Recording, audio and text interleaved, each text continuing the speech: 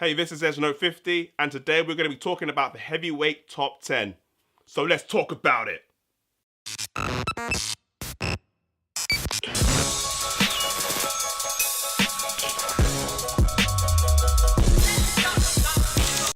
Who is the top 10 heavyweights right now? There's Parker, there's AJ, there's Wilder, there's Miller, there's so many heavyweights out there. It's never been as exciting as it is right now. These rankings are based on Ring Magazine. Reason being, there's so many governing bodies and they have their own specific rankings. It'll just confuse everybody. So we use a universal ranking system. I like to use Ring Magazine because they're well established. They've been around for many, many years. So we're going to be basing it on that. So number 10 is Tyson Fury. He's coming back from a 2-year layoff and now he's fighting Pianeta this Saturday. In the recent press conference, Fury, he wants all the belts, he's determined, he's hungry, he's motivated, and let's see if he can do it on Saturday. So number 9 on the list, you got Adam Kownacki. His last fight earlier this year was against Igo Kilatsi. Other than that, I ain't got a clue who he's for or the names that he's for, but somehow he's in the top 10. So next up, number 8, you have Gerald Miller. He just recently signed to Matchroom USA, DAZN in the United States with Eddie Hearn, and his next fight is against Thomas Adamek in October the 6th in Chicago. So number 7 on the list is Dominic Breazeale. His only loss has been against Anthony Joshua. However, despite that loss, he's come back and he's rebuilt and he's had 2 wins under his belt.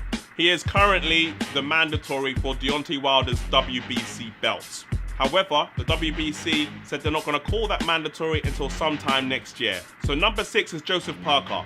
24 wins, 2 losses, and 18 KOs.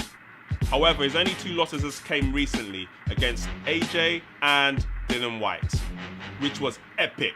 That last round alone is the reason why a lot of people in the UK would love to see Parker again fight somebody else, maybe Chisora, to rebuild his career up again. So number 5 is Dillian Whyte.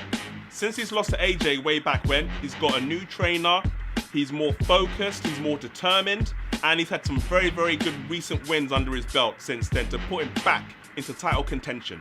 And most recently, as we just talked about before, was the epic win against Joseph Parker. Now, where does he go from here? The world is his oyster. He can fight Deontay Wilder, he can fight AJ next year in April, he can fight Gerald Miller. I mean, there's so many options, I don't even know where to begin. So number 4, Luis Ortiz. This guy known as King Kong used to be the most feared fighter in the division.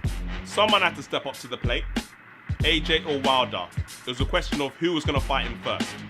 Wilder stepped up to the plate and he did what he had to do. He knocked him out. So where does Ortiz go from there? One fight I think will be interesting is him versus Dillian Whyte. I think that'll be very entertaining. Maybe him against Dominic Breazeale. Maybe him against Chisora maybe. There's lots of fights out there which I think that'll be very good. So at number 3 we've got Alexander Povetkin.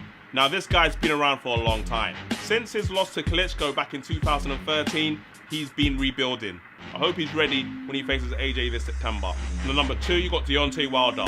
Now this guy seems like he's been around for a long time. However, he only won the World Championship in 2015 when he beat Stavern the first time round.